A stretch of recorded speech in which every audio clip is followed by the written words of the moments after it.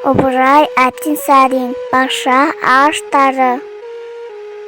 Жаздың әдемі бір күнге таңертең бір төре өзінің баласымен бақшаға барып, екеуі де егілген ағаштарын, қу жапырақтарын көріп жүрді. Ата, мынау ағаш неліктен тік-тік? Ана біреуі неге қисық біткен? Оның себебі балам, ана ағашты бағу-қағумен өсірген. Қисық бұтақтары болса кесіп, ретке келтірген.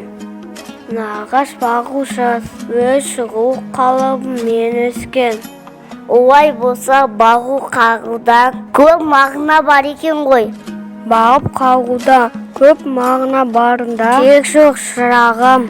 Мұнан сен де өзіңе үлгі алсаң болады. Сен жас ағасың, саған да күтім керек. Мен сенің қателіктеріңді түзетіп, пайдалы іске үйретсем, сен менің айтқанымды ұғып, орнына келтірсең, жақсы, әдепті болып өсесің. Бағусыз бетіңмен кетсең, сен де мынау қисық біткен ағаштай қисық өсерсің.